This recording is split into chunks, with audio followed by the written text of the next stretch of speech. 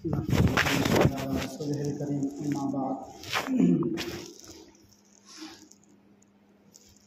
बुजुर्ग साथियों,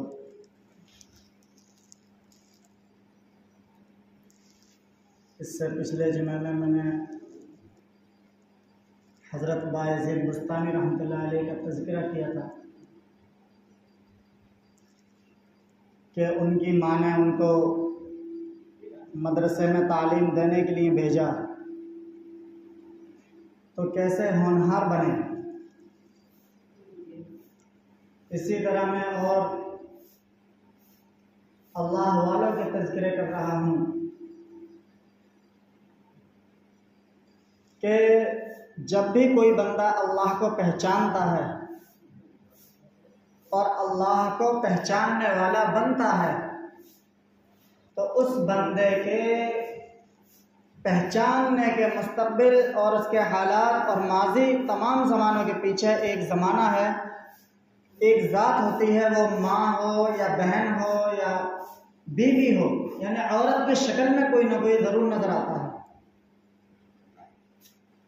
जैसे कह लिया जाए कि एक कामयाब मर्द के पीछे एक औरत का हाथ होता है, तो दीन इस्लाम का भी इसी तरह रवैया देखा जाता है कि जहाँ भी कोई अल्लाह का वली आपको नज़र आएगा, अगर आप उसके शुरुआत देखेंगे तो कोई ना कोई औरत उसके पीछे ज़रूर नज़र आएगी, हाँ वो माँ की शक्ल में हो, हाँ बहन की शक्ल में हो, हाँ बीवी की शक्ल में हो या बेटी की शक्ल में हो, कोई ना कोई औरत ज़रूर नज़र आएगी। और इसी तरह इसको भी देख लेना चाहिए कि जब कोई बंदा जहन्नम का ईंधन अपने आप को बनाता है, तो उसमें भी इन चारों रिश्तों में से माँ हो, बहन हो, बीवी हो या बेटी हो, ये औरत हमारे खिलाफ गवाही देगी और हमें जहन्नम में पहुंचा कर दम लेगी। ऐसा भी है। तो अव्वलन तो मैं तज़किरा उन हज़रात का कर रहा हूँ जिन्होंने दीन इस्लाम के लिए अपनी पूरी की पूरी ज़िंदगी वक़्फ़ कर दी। इसी तरह अभी माँ के पेट में बच्चा है जिसको बाद में कुतुबुद्दीन बख्तियार काकी रहमतुल्लाह अलैह के नाम से जाना जाता है। अभी माँ के पेट के अंदर है, माँ और बाप यानी बच्चे के माँ बाप ने दोनों ने आपस में मशवरा किया कि हमारे नुत्फे से जो बच्चा पैदा होने वाला है, जो बच्चा दुनिया में आने वाला है, उस बच्चे को हम अल्लाह का वली बनाएंगे। अल्लाह का वली कैसे बनाएंगे?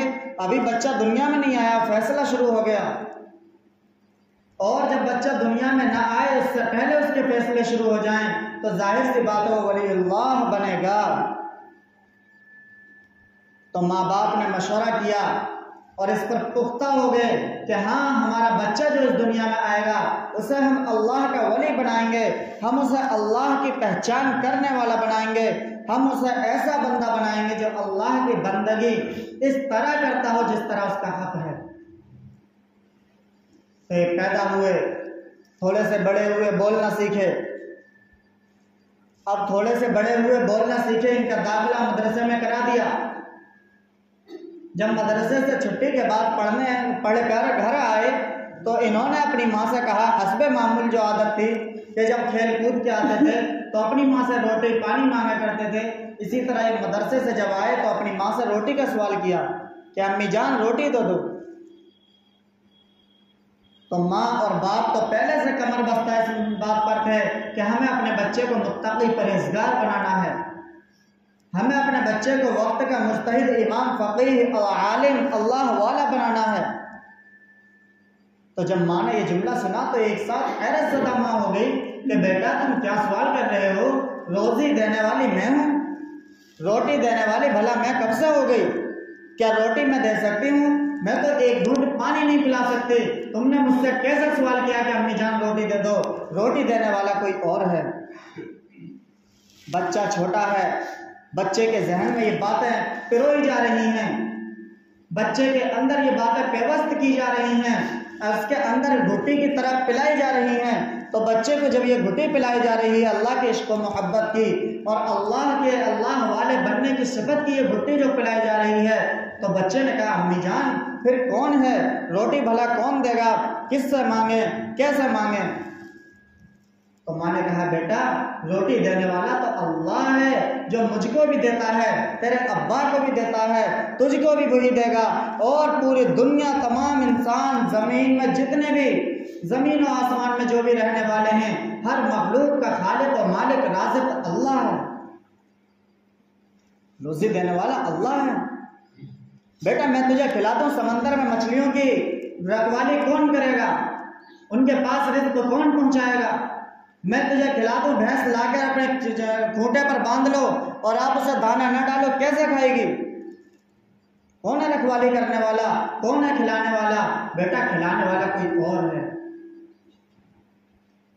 तो अम्मा कैसे मांगे?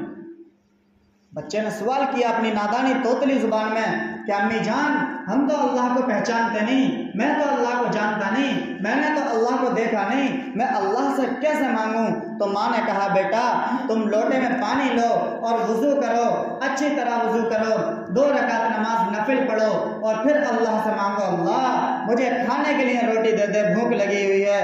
जब ये छोटे छोटे हाथ आसमान की तरफ उठे हुए होंगे उसी वक्त फैसला हो गया होगा कि वाकई मैं तुझे अपनी मारिफत अता कर दूंगा। अल्लाह ने उसी वक्त फैसला कर लिया होगा कि मैं तुझे अपना वली बनाऊंगा, मैं तुझे अपनी पहचान अता कर दूंगा। ये छोटे छोटे हाथ, इतने वुजू किया, नमाज पढ़ी, माँ ने प्लेट में रोटी रखी और सालन प्याली में किया और एक अलमारी में रख दिया।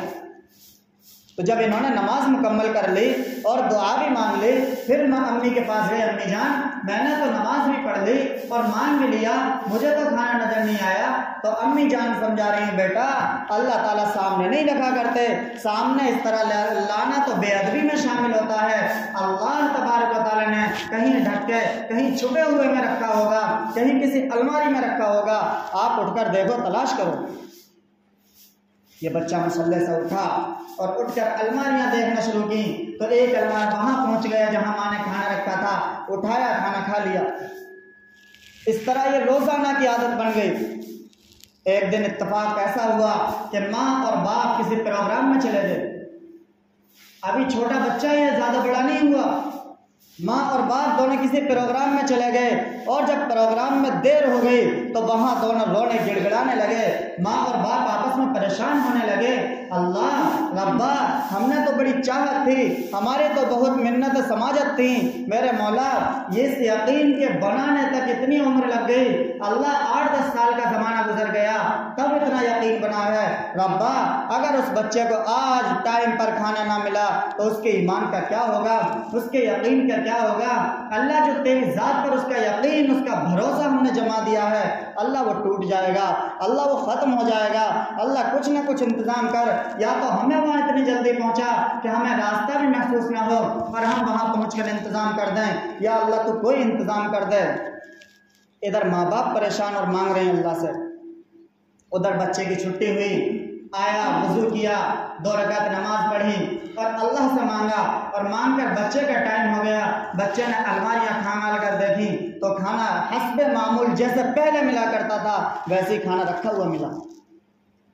माँ बाप घर पर नहीं है। देखिए जब अल्लाह ताला पर यकीन जमाने की हम ठान लें कि वाकई करने वाला अल्लाह है तो अल्लाह ताला फिर किसी सबब और किसी जरिए का मुहताज नहीं है। उधर माँ बाप ने मांगा, इधर बच्चे ने मांगा। जब अलमारी खंगाल कर देखी तो खाना मिल गया। माँ आई और आकर बच्चे से पूछा, बाद में माँ आई पूछा, बेटा क्या तुमने खाना खा लिया? अब यूं तो नहीं कहा कि खाना नहीं खाया होगा, वरना बच्चे को एहसास हो जाता। कहा बेटा तुमने खाना खा लिया, पेट भरकर खा लिया? तो बच्चे ने कहा हाँ अम्मी जान मैंने खाना खा लिया है, लेकिन एक बात तो बतलाओ आज का खाना कहाँ से आया? मुझे आज से पहले कभी वो मज़ा खाने के अंदर नहीं आया जो आज मुझे महसूस हुआ है। तो उसकी माँ ने दिल ही दिल में कहा था, बेटा ये खाना तो जन्नत से उतरा हुआ है, वो खाना दुनिया का बना हुआ करता था। तो ये तो खाना अल्लाह ने उतारा है डायरेक्ट, इसका मजा और उनका मजा कहाँ? खैर परवरिश हुई और फिर ये इनका नाम पड़ा कुतुबुद्दीन बख्तियार काकी रहमतुल्लाह अलैह। काकी हिंदी में रोटी को कहा जाता है। कुतुबुद्दीन कुतुब मीनार इनके बराबर में है, इसके वजह से नाम मशहूर हुआ कुतुबुद्दीन बख्तियार काकी रहमतुल्लाह अलैह के दीन के कुतुब अब्दाल, बहुत बड़े अल्लाह वाले, इनको मर्तबा अल्लाह ने नवाजा। जब इनका इंतकाल होता है तो 4 शराइत लिखते हैं, जिंदगी के वाक़ात पसे पुश्त। एक तरफ जब इंतकाल होता है 4 शर्तें लिखी। नंबर 1, मेरी नमाज जनाजा वो आदमी पढ़ाए जिसकी कभी भी किसी भी हाल में भी तकबीर तहरीमा फौत ना हुई हो। फर्ज नमाज छूट जाना अलग चीज़ है, तकबीर तहरीमा कभी कज़ा ना हुई हो।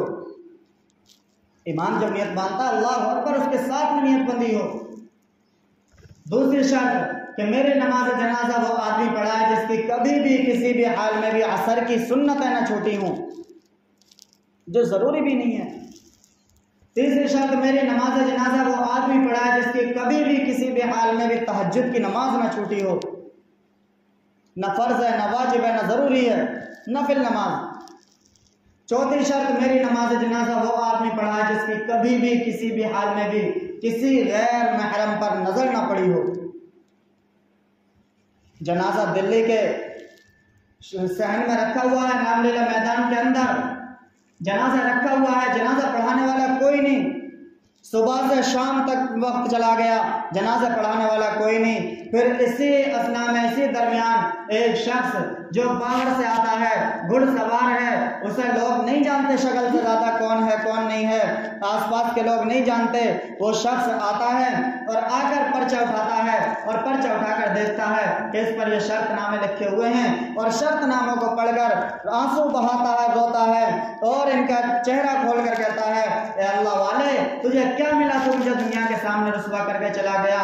एक तू जानता था मैं कितना बड़ा वली हूँ, एक मैं जानता था, एक मेरा खुदा जानता था, चौथे को इसका किसी को इल्म नहीं था।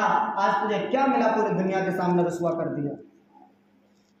ये कौन है? कोई मदरसे में पढ़ाने वाला मोहतमिम या मुताल्लिम या तालिब इल्म या उस्ताद नहीं था। यह उस वक्त का मौजूदा हिंदुस्तान के दिल्ली के तख्त पर बैठने वाला सुल्तान शमसुद्दीन अल्तमश बादशाह था। इतने बड़े बादशाह जब अल्लाह वाले हुआ करते थे तो रियाया का क्या हाल होगा। तो मेरे भाइयों, जब अल्लाह तबारक व तआला की पहचान हमारे दिल के अंदर पैदा हो जाए और हम अल्लाह के पहचान कराने वाले बन जाएं, तो फिर अल्लाह तबारक व तआला मर्तबे ऐसे नवाजता है। फरीदुद्दीन गंज शकरी रहमतुल्लाह अलैह, लोग उनकी तारीफ कर रहे थे कि बहुत बड़े अल्लाह वाले हैं और तारीफ के लायक थे। एक दफ़ा इनके पास 2 फ़कीर आए और सवाल किया कि हज़रत कुछ नवाज दीजिए। हज़रत के पास इत्तफाक की बात कुछ नहीं था, हज़रत खाली थे। माजरत कर ली कि भाई इस वक्त मेरे पास कुछ नहीं है, किसी और वक्त आ जाना, मैं आपको दे दूंगा। तो लोगों ने फिर उन फ़कीरों ने एतराज़ किया और कुछ गाली गलौज वाले अल्फाज इस्तेमाल किए कि इस बड़े मियाँ के पास कुछ होगा नहीं, इसने देना नहीं चाहा। हजरत ने सुन लिया, बुरा नहीं माना, उनको बुलाया, यहाँ आओ। जब आए फरमाया कुछ मिट्टी के डेले पड़े हुए थे, फरमाया इन्हें भर लो। उन मिट्टी के डेलों को अपने थैले में भर तो लिया फ़कीरों ने शर्मा शर्मी। हजरत ने फरमाया और भर लो। उन्होंने 2-4 ढेले भरे और चल दिए। जब थोड़ी दूर के बाद जाकर देखा उसे फेंकने की नियत से, तो जब उसे खोला तो वो शक्कर यानी चीनी में तब्दील हो गई। अब लौटकर पलट कर आए, क्या अल्लाह वाले अब क्या हमें और ऐसी करामत देखा, हमें फिर ये नवाज दे, हमें फिर मिट्टी भरवा दे। फरमाया अब नहीं, जब वक्त था ले जाते जितनी चाहिए थी, वक्त खत्म। तो इसी तरह इनका जो शहर है गंज था सिर्फ, फिर उसके बाद गंज शकर बना, जिसे कहते हैं फरीदुद्दीन गंज शकरी रहमतुल्लाह अलैह। बहुत बड़े अल्लाह वाले, बचपना बिल्कुल रो रहे हैं। इनके बाप इनके किसी अल्लाह वाले के पास लेकर गया कि मेरा बच्चा बहुत रो रहा है, क्या वजह है क्या नहीं। तो उन अल्लाह वाले ने एक आयत इस कान में पढ़ी, एक इस कान में पढ़ी और बच्चा चुप हो गया। तो उनके बाप ने पूछा कि अल्लाह वाले हमें तो बता, आपने इसके कान में क्या पढ़ा, क्या बोला है, क्या लफ्ज़ बोले हैं, हमें तो बतला दे। कभी आपके जाने के बाद ही बच्चा रोने लगा तो हम कैसे चुप करेंगे।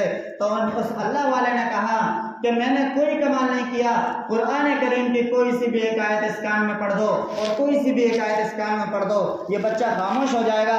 फरमाया रो क्यों रहा है। उन अल्लाह वालों ने बतलाया कि इसकी माँ हाफिज़ कुरान है। अब ये बच्चा पैदा हुआ तो इसकी माँ ने हो सकता है कि जैसे कुरान करीम पढ़ के ना सुना पाई हो कुछ वक्त के लिए, तो बच्चा इसलिए रो रहा है कि इसको कुरान करीम सुनने के लिए नहीं मिला। मौलाना इलियास तबलीगी जमात वाले, ज्यादा दूर की बात नहीं, जब मदरसे में पढ़ने गए, अम्मा का पारा हिफ्ज था, अम्मा का पारा 30 कुरान करीम का हिफ्ज था। उस्ताद के पास जब पहुंचे, उस्ताद दंग रह गया। फरमाया वजह क्या है, राज क्या है? पता चला कि पीछे जो इनकी वालिदा थी उनको भी अम्मा का पारा हिफ्ज था। जब वो इनको दूध पिलाया करती थी, जब ये पेट में थे, माँ अम्मा के पारे की तिलावत करती थी, बच्चा अम्मा का पारा दूध पीता था और सुनता था, सुन सुन के अम्मा के पारे का हाफिज बन गया। फरीदुद्दीन गंज शकरी रहमतुल्लाह अलैह, इनकी लोग तारीफ कर रहे थे, इनकी माँ ने सुन लिया तो कहला भेजा किसी बच्चे के जरिए कि जाओ इन लोगों से कह दो कि मेरे बेटे की तारीफ कर रहे हैं, ठीक है, वो भी एक अल्लाह वाला है, वो भी बहुत बड़ा बुजुर्ग है, तारीफ कर रहे हैं, ठीक है, लेकिन मेरी भी तो सुनो, मैंने कभी भी अपने बच्चे को बगैर वजू के दूध नहीं पिलाया। वैसे ही वली नहीं बन गया, वैसे इस लायक नहीं बन गया कि तुम तारीफ करने लगे, वैसे इस लायक नहीं बन गया कि तुम मिंबरों पे बैठ के तज़किरा करने लगे। मेरी सुनो कि मैंने अपने बच्चे को सर्दी हो गर्मी हो कभी बगैर वजू के दूध नहीं पिलाया। और इससे भी आगे सुनो, वजू करके 2 रकात नमाज पढ़ा करती थी, तहय्युतुल वजू इन्हें कहते हैं, बगैर तहय्युतुल वजू के भी दूध नहीं पिलाया। तो माँ ये हुआ करती थी। मैंने कहा था हर कामयाब शख्स के पीछे एक औरत का हाथ होता है कि जब माँ ने चाहा कि अपने बच्चे की तरबियत करूंगी तो बच्चा अल्लाह वाला बना, माँ ने जब चाहा कि अपने बच्चे को अल्लाह की पहचान कराऊं तो बच्चा अल्लाह वाला बना, माँ ने जब चाहा अपने बच्चे को मुत्तक़ी परहेजगार बनाऊं तो बच्चा अल्लाह वाला बना, बच्चा निज़ामुद्दीन औलिया बना, बच्चा मुईनुद्दीन अजमेरी चिश्ती बना।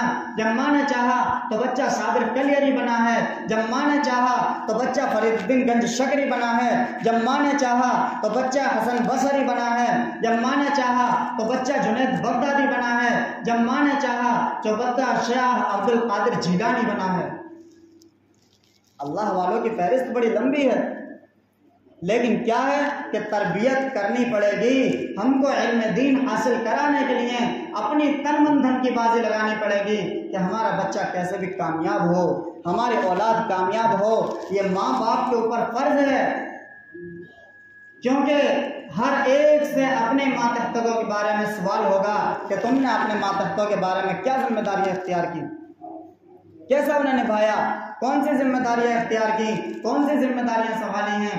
इसलिए हर शख्स को चाहिए कि अपने मातहतों के बारे में, अपने मातहतों के बारे में खूब एहतियात के साथ काम ले। कहीं ऐसा ना हो अल्लाह के यहाँ हमारी पकड़ हो जाए, कहीं ऐसा ना हो हमारा बच्चा बेदीन रह जाए और अल्लाह के यहाँ पकड़ हो जाए, कहीं ऐसा ना हो हमारी बच्ची बेदीन रह जाए और अल्लाह के यहाँ पकड़ ना हो।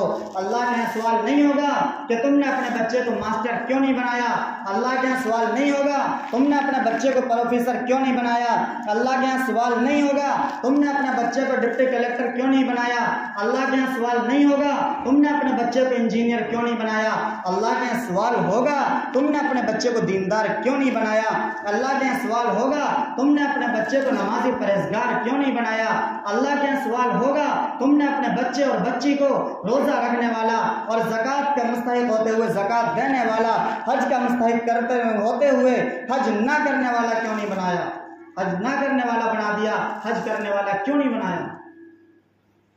आज हज फर्ज है लेकिन हमें फिक्र नहीं, उम्रा जरूरी है हमारे ऊपर करना, हमें फिक्र नहीं, हमें अल्लाह और उसके रसूल सल्लल्लाहु अलैहि वसल्लम से मोहब्बत इतनी भी ना रही कि हम अपना पैसा खर्च करके जो दिया भी उसी अल्लाह ने है उसका घर जाकर देख आए, हमें इतनी मोहब्बत ना रही तो जो दिया भी उस अल्लाह ने उसी नबी के वास्ते है उस नबी का रोज़ा देख आए। बड़े बेफिक्रे पड़े हुए हैं। अल्लाह तबारक व तआला ने ये दिया है तो अल्लाह सुन लो कि ये दौलत किसी के पास रहने वाली नहीं है, ये दौलत किसी के पास रहने वाली नहीं है। एक बहुत बड़ा बादशाह जब दुनिया से जाने लगा तो उसने अपने वजीर से कहा कि जब मेरा इंतकाल हो जाए, जब मेरा इंतकाल हो जाए, वो मर्ज में था, मौत के वक्त करीब था, कहने लगा जब मेरा इंतकाल हो जाए तो मेरा एक हाथ कब्र से बाहर निकाल देना। तो उसके वजीर ने कहा बादशाह आप क्या कह रहे हो, मरने के बाद भला हाथ खाली निकाल दिया जाए, लोग क्या कहेंगे कि इतना बड़ा लालची बादशाह था कि मरते मरते भी ये कहकर गया काश एक आध मुल्क और हाथ आ जाता। वजीर की अपनी सोच है, वजीर ने कहा, लोग कहेंगे कि मरते मरते भी कहता गया काश एक आध मुल्क और हाथ आ जाता। तो बादशाह ने कहा नहीं नहीं, ये तुम्हारी सोच है, मेरी सोच सुनो, मैं क्या समझाना चाहता हूँ, मैं क्या सबक देना चाहता हूँ, मेरा भी सबक सुन लो। कि सुनो कि मैं इसलिए हाथ बाहर निकलवाता हूँ कि इन लोगों को पता चल जाए कि जब लोग इतना बड़ा बादशाह दुनिया से जा रहा है तो वो भी खाली हाथ जा रहा है। इस दुनिया से ले जाने वाला कोई नहीं है। इस दुनिया से सामान ले जाने वाला होता तो कारून खाली न जाता, इस दुनिया से सामान साथ में जाता, फिरौन अकेला न जाता।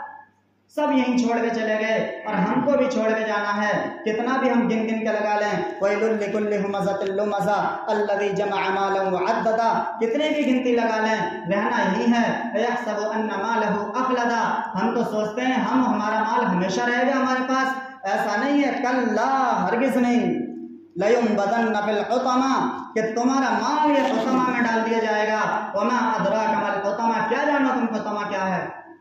अल्लाह तबारक व तआला कुरान में फरमा रहे हैं तुम क्या जानो हुतमा क्या चीज़ है। हुतमा बहुत ख़तरनाक जहन्नम की एक वादी है। इसलिए अल्लाह से डरना चाहिए कि अल्लाह ने अगर कुछ दिया है तो हमें अल्लाह के रास्ते में खर्च करना चाहिए। अल्लाह ने अगर कुछ दिया है अल्लाह के रास्ते में खर्च करना चाहिए। और इस वक्त आपके सामने बेहतरीन मौका आपके गाँव की मस्जिद ही है कि जितना भी हो अल्लाह के रास्ते में खर्च कर दो। आपको ऐसा भी नहीं कि बाहर से कोई मांगने वाला आ जाए, हमें पता भी नहीं हम दे रहे हैं, ये कहाँ खर्च करेगा, पता भी नहीं हमें। ये तो हमारे सामने अल्लाह का घर बन रहा है और अल्लाह के घर बन रहा है, इसमें हम जो भी तावन अल्लाह के लिए कर देंगे वो अल्लाह के हमें मिलेगा, बशर्ते कि इखलास हो, बशर्ते कि अल्लाह के लिए हो, बशर्ते कि अल्लाह के लिए हो।